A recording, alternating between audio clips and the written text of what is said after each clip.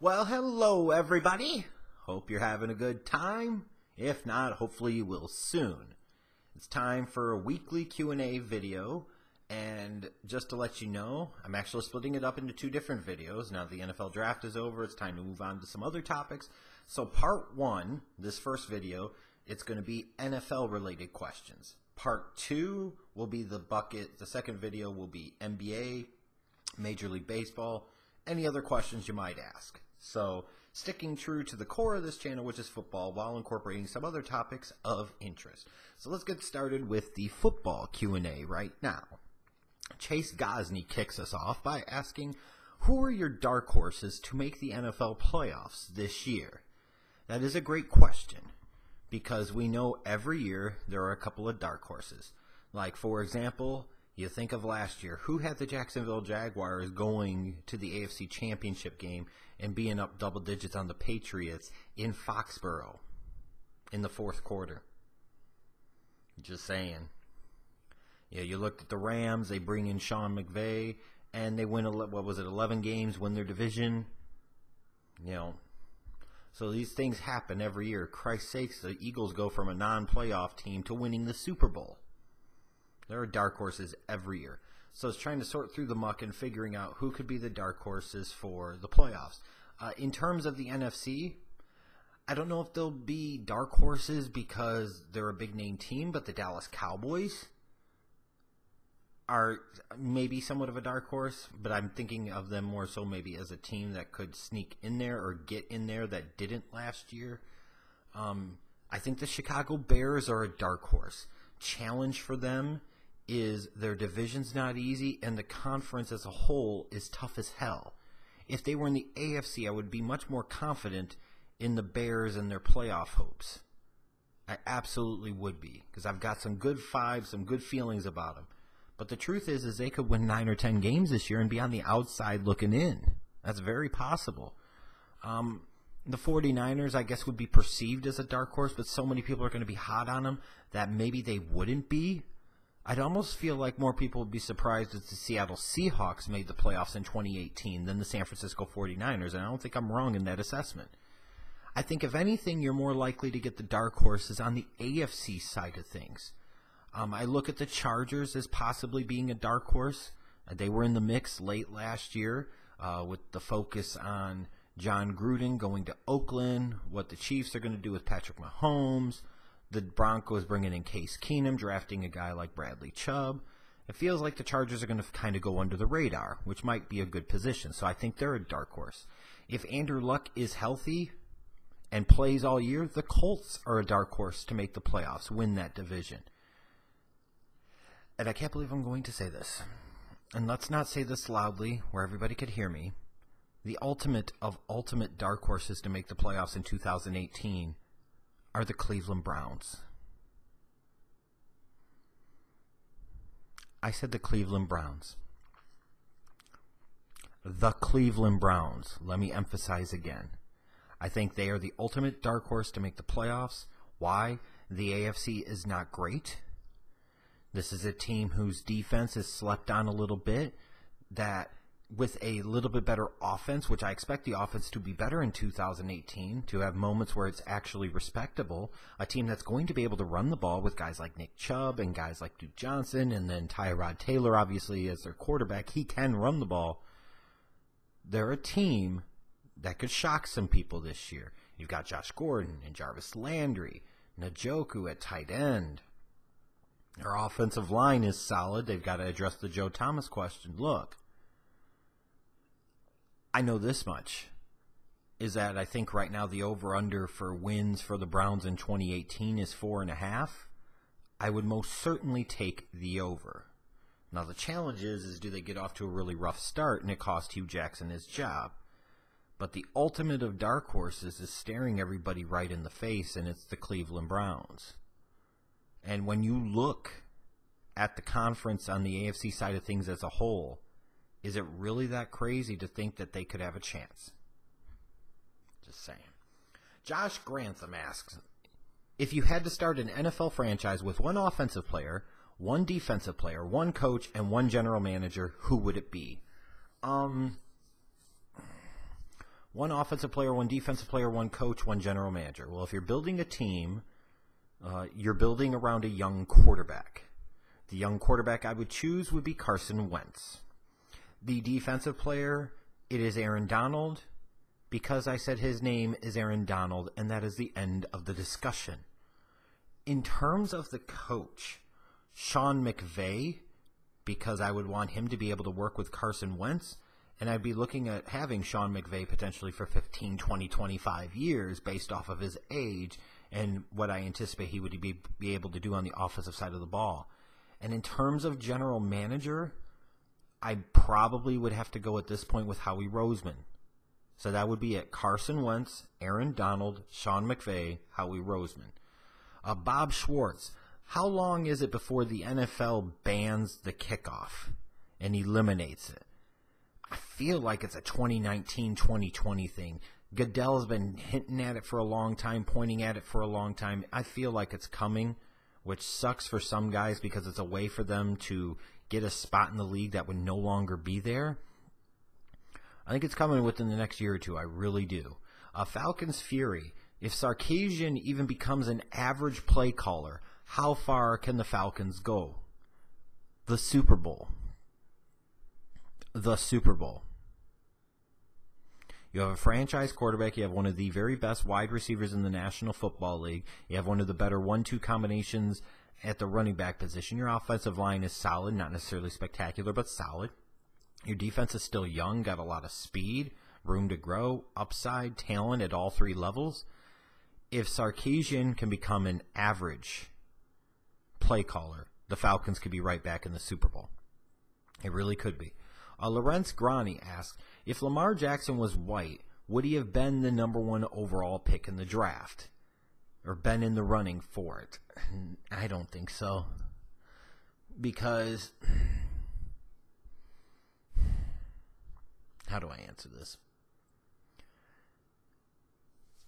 Because if he was white and he was as athletic as he was, that would also be a detriment to him too. Because people would be so distracted by his athletic ability that they would ignore what he could do as a passer, which is happening to him as a black quarterback, but I feel like it would happen similarly as a white quarterback, if not more so. And I'm sure there will be some that would disagree with that assessment, and that's cool, because I could very well be off base here. But I feel like you see some athletic white quarterbacks, but you don't see them as athletic, let's say, as Lamar Jackson. Like you're getting pretty close to Michael Vick level athleticism. I feel like it would still be such a dominant narrative talking about that athleticism that there would still be concerns, and he would still probably go in the end of round one. In that case, I feel that it wouldn't have helped them as much. Kyle C. Will the NFL's ratings be higher this year than previous years? I would anticipate them to be similar to 2017, maybe a tad tick up or a tad tick lower, but nothing of significance, and still a ratings monster, still dominant in the American television landscape. Awesome Laser. How has Josh McCown been able to stick around the NFL for so long? He's not a total scrub. He's like the epitome of a reliable backup type of quarterback, a guy you could throw in there that you feel like you could still run elements of your offense, but he's also a guy that you don't feel bad about if you bring in a different quarterback and replace him. He's a very good team guy. He's a good leader. He works well with young quarterbacks. He has an appreciation for his spot. Not hard to see how he's been able to stick around all these years. Really isn't. Jordan Bryant, do you think the Bears have a shot to make the playoffs this year? Yes, I do, although I would feel infinitely more confident if they played in the AFC, not the NFC. But they have a chance, yes. They need to get off to a hot early start.